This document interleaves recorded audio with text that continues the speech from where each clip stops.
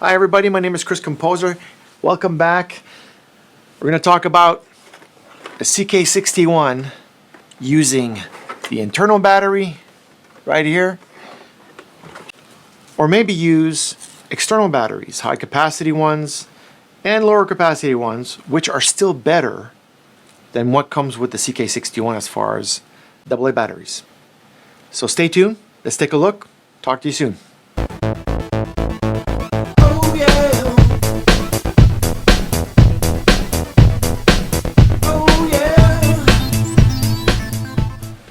So let's take a quick look at what we have here in regards to the batteries that are internal to the CK61 for starters.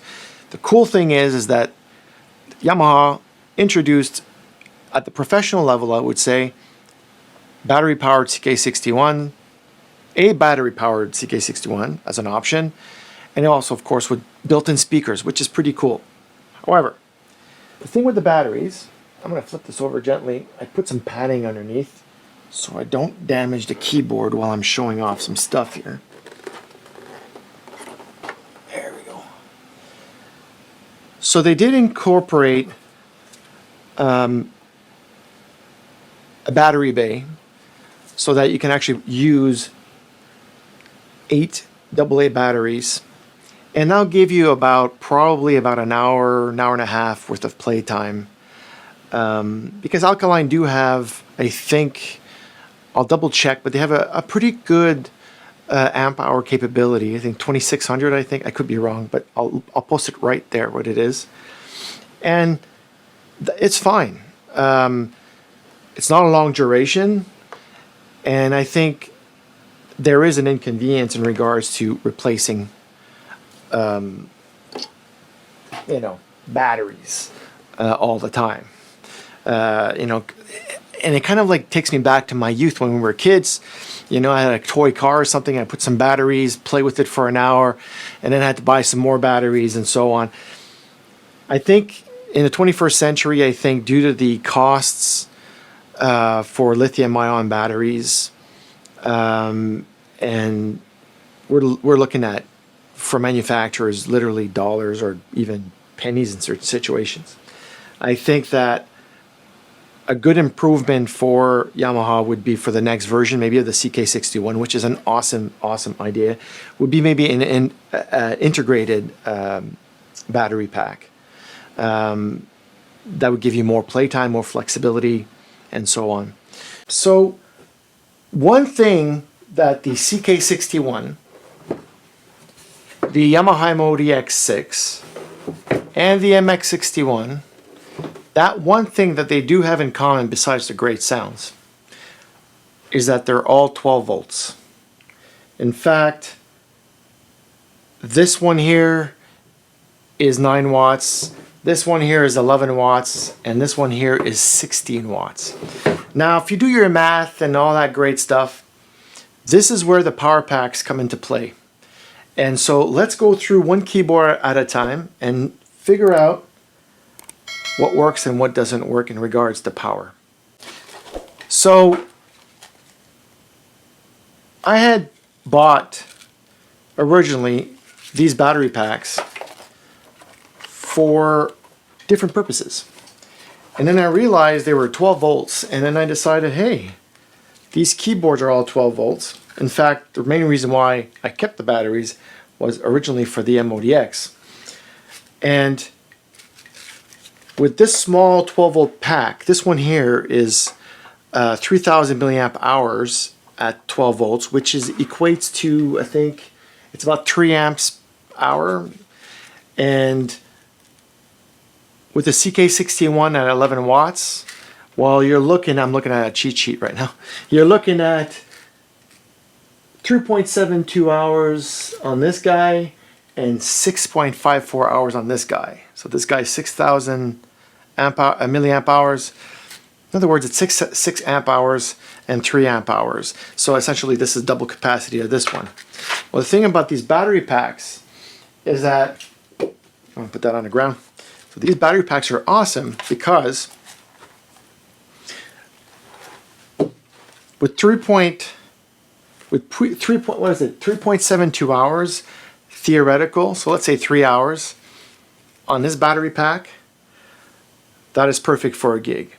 For any of these keyboards, you're looking at about 3 hours for this one, 3.72 hours. You're looking at 2.25 hours, so 2.25 hours on this one. And this guy here, it is a whopping 4 hours with this power pack, because this guy's like 9 watts, 16 watts, and 11 watts. So I'm going to show you how that works.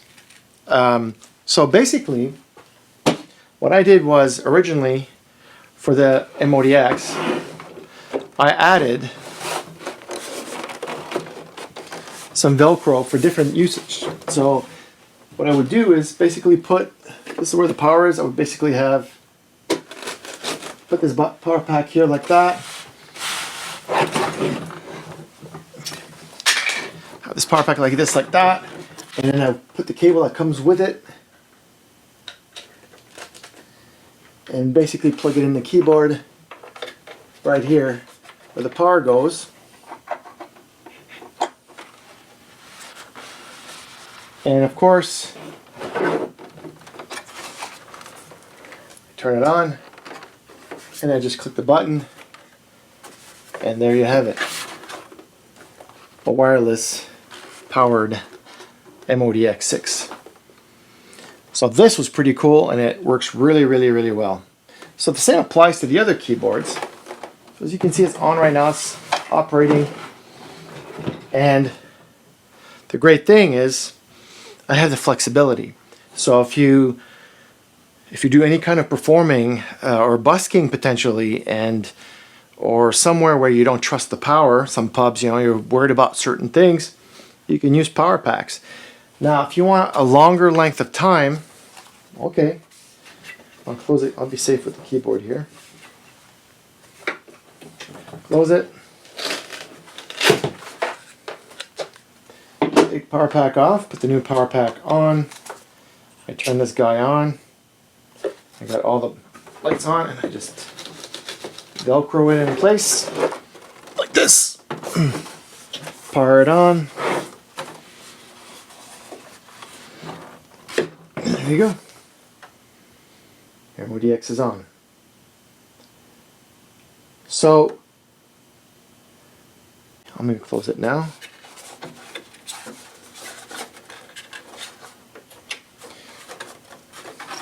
So that was the MODX. Now if I try this,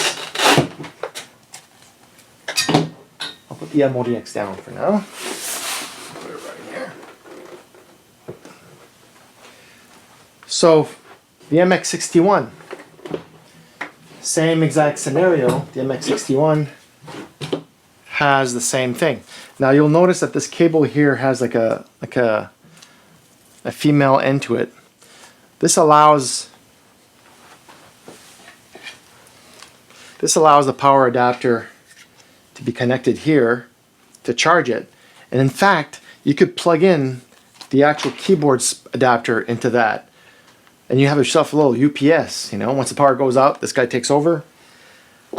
So for this guy here, the same applies. You basically, unfortunately this one I don't use, I didn't put any Velcro, but you can buy Velcro at your local dollar store or utility store or whatever. And this guy here, same thing. And of course it comes on right away, like that. And the keyboard's fully operational. So this one will go a long way. You can probably play 8 hours on the big one. And it's very clean power, no noise. So that's another thing. That infamous ground loop. Sometimes your infamous ground loop is caused by your power source, dirty power. It can be caused by other things, but usually a ground loop. So if you get something like ground noise, this could help troubleshoot that problem. It actually could alleviate it if you like. So now so that's the MX61, second generation.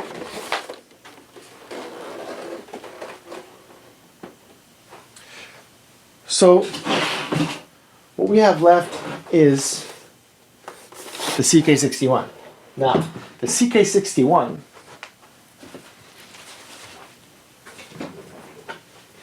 I'll put these little pads here so we can flip her around. So the CK61 has basically batteries, AA batteries. Now, the thing with AA batteries is that according to the math, pull out my book here. So if I did the math, you know, this is all theoretical. Alkaline batteries on a CK61 at 11 watts, in other words, the power what it requires to operate, you'll get about 1.3 hours theoretical out of this. So in other words, probably about an hour worth of playing on 8 alkaline batteries.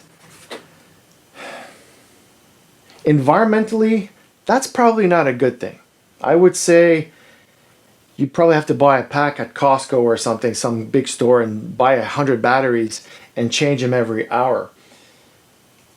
I think that hopefully that Yamaha will, at one point, the engineers, which they are awesome, they do beautiful work, will figure out a way to maybe incorporate a lithium-ion power pack in here, like most manufacturers do now, to avoid this kind of thing. Nickel metal hydride batteries, but imagine just taking 8 rechargeable batteries, you need probably 2 chargers. You know, the chargers typically have 4 slots. You'd have to have 2 chargers, or have to haul around a huge charger to put all your batteries on there. And it takes a long time to charge. So I would say this is kind of a fail as far as practicality, as far as a feature. You want to be able to play without worrying about your batteries dying. So I'll pop them out so that it doesn't interfere with everything. I'm going to pull them out one at a time. So imagine doing this at a gig. Taking your keyboard off the stand, flipping it around, getting underneath it, and trying to do this every time. Is that practical? I'd say probably not. However, using any of these power supplies, there are other ones that exist, I'm imagining. This one's 3,000, this one is 6,000 milliamp hours at 12 volts. They are 12 volt power supplies, and very easy.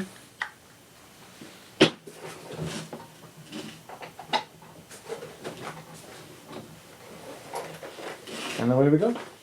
We are up and running and powered in a couple of seconds. The CK61 boots so fast, it's not even funny. So that'd be your setup. And then of course, I did add Velcro on this one, so that you have this. Now you can tuck in the cables and make it look better, but essentially when you're on stage, it's when you're in a show, and then you'd have like a. Now I have been experimenting with also wireless sound, but that's another video. So I hope you enjoyed the video. And if you have any questions about the MODX, the MX, or the CK61 in regards to power, shoot me a message. I'll be more than happy to help you out. Oh, before I forget, you can power basically any keyboard with like a Jackery or something. Like I'm not sponsoring Jackery, but you can get like a power pack like this one. You could technically power it with the power adapter in there, plugged into your keyboard and plugged into the AC of this thing. The only thing is, you'd be limited by a couple of things. It is still a bigger thing to lug around. It would do a great job in a performance scenario, but there'd be more power required to make the keyboard work and a bigger drain on the battery, because it is converting 12 volts to 120 volts and then back down again to 12 volts, and then there's power loss in there somewhere, so it's not that efficient. But getting a Jackery or a Blue Eddy or any other manufacturers out there, that's also a great solution. But for me, you put this in your case, you know, You can have two of them. You can have two of these, maybe two of these. Put them in your case. And then when you get to a fun gig or something that you don't have, everybody's like trying to plug in everywhere, you just plug in your body pack, put it on, and do your thing.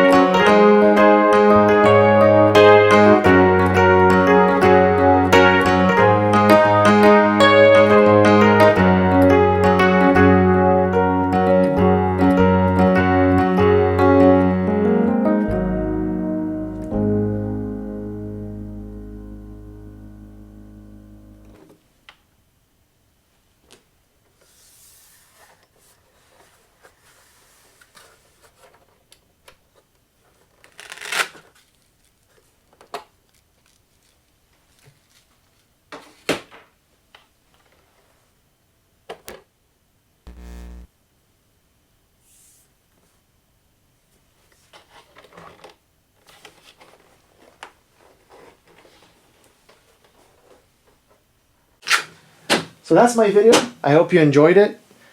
And until we see each other again, take care. Cheers.